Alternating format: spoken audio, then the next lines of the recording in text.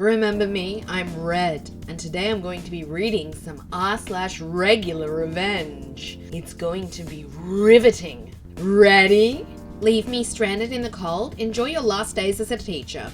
So this story happened back in 2009 when I was starting my sophomore year, 10th grade for anyone unfamiliar with the term. It's more my parents' revenge, and I have their permission to post it here. I'm reminded of it now because I was on a date recently and she asked me why I only had one hand on the steering wheel while we were driving to our destination. The answer to that is simple. I grew up on a farm and the first vehicle I learned to drive was my dad's tractor when I was 9. Yes, farm kids learn to drive very early on in life, especially if they're fast-growing bean sprouts like me.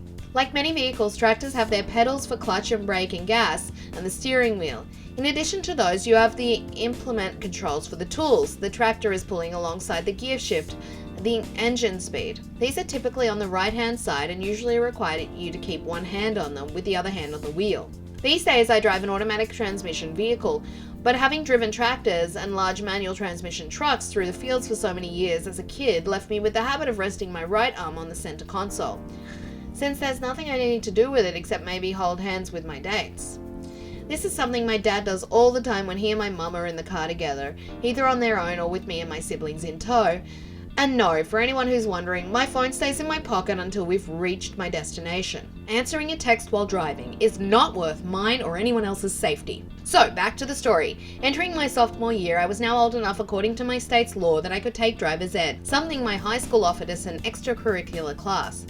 I aced that class in every respect, until it came time to get in the car with the instructor.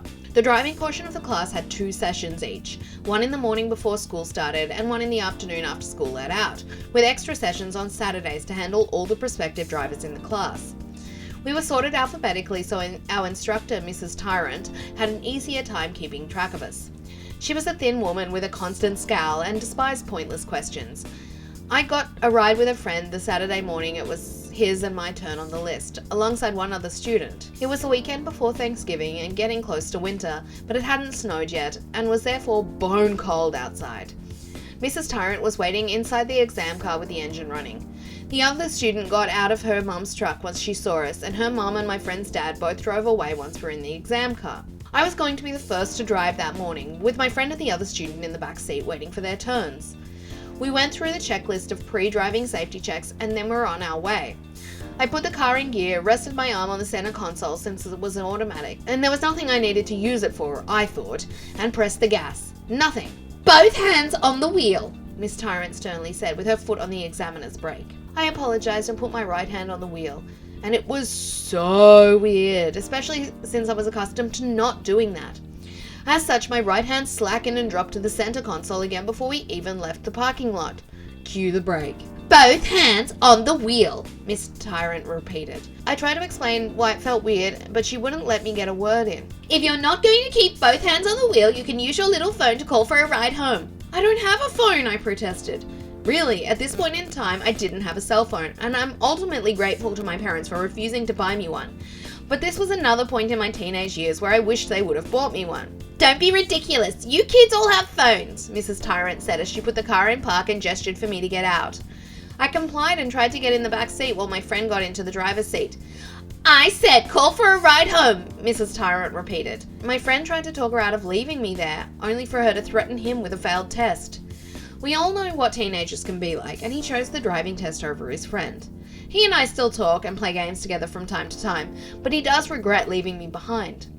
So I was left there, in the school parking lot, on a Saturday morning in the freezing cold, my only shelter being the school's entryway. Thankfully I wasn't out there for long, maybe about 20 minutes, when some dude I hadn't met before kept honking until I noticed him. My parents later scolded me for trusting a stranger, and I don't blame them, but at the time I was too cold to care, and his car was warm.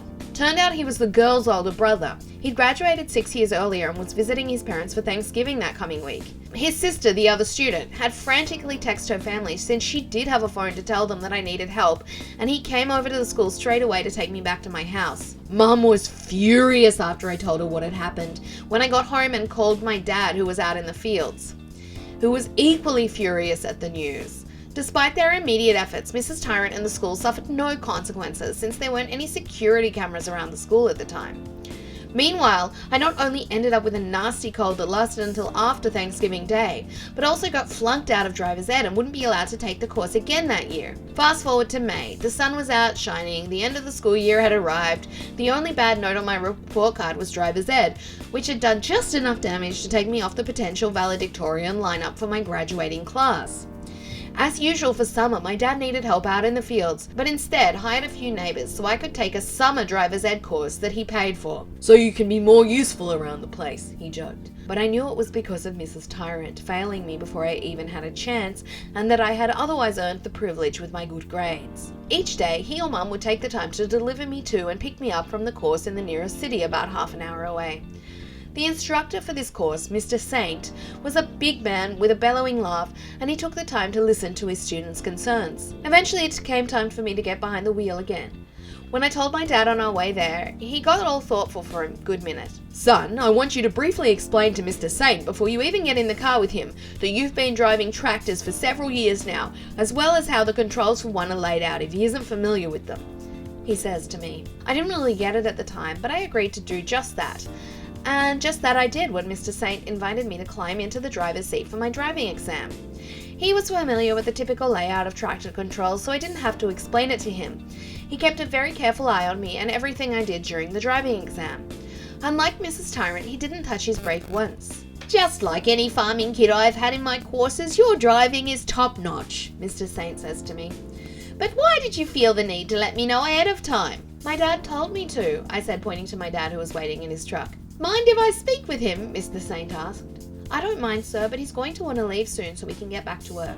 "I'll be sure to make this quick," Mr. Saint said as he went over to my dad's truck. They talked for a couple of minutes, Mr. Saint making notes on his clipboard before Dad waved me over when they were done talking. "What did Mr. Saint want to talk to you about, Dad?" I asked as I climbed in. "Oh, nothing much," Dad replied with a grin as he began to drive away. I tried to get him to tell me what they had talked about, but he remained adamantly silent about the matter. A few weeks later, I had my learner's permit and was quickly racking up the hours I needed for my license. The school year started about a month later, and I was asked by a few friends if I would be redoing driver's ed. I told them no, I had taken the summer course since my dad needed my help sooner rather than later, and I already had my learner's permit. That's when I found out Mrs. Tyrant had been fired. Fired! Just the week before, and Mr. Saint would be teaching the course in her place until the school board decided whether they would keep the course or drop it altogether.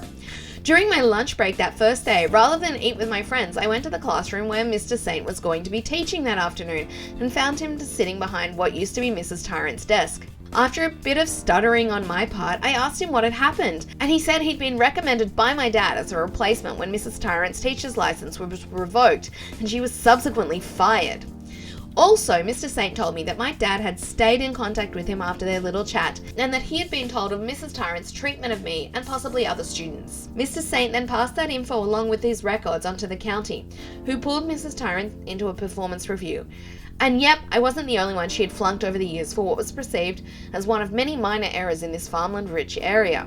That alone was enough to make sure she could never renew her license ever again. What, or rather who, got it revoked were my parents, who finally had people listening to them about how Mrs. Tyrant had neglected her duty as a guardian to her students by leaving them stranded in front of the school until they were picked up, and I was the final straw. The school board also invested in a security system at this time, so they had video footage for incidents like that popped up in the future. Furthermore, my driver's ed grade was purged from the system, along with anyone else currently in the school who had taken the class under Mrs. Tyrant. Both good and bad. This put me back in potential valedictorian lineup for my class, much to my parents' delight.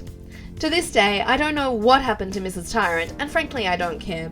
She was a horrible woman, and the less that's said about her, the better. Well, I hope you enjoyed that r/RegularRevenge story, read by me, Red. Please give the video a like, and please subscribe as well, because I'd really like to read to you again tomorrow. Thanks so much for watching today, guys. Have a good rest of your day!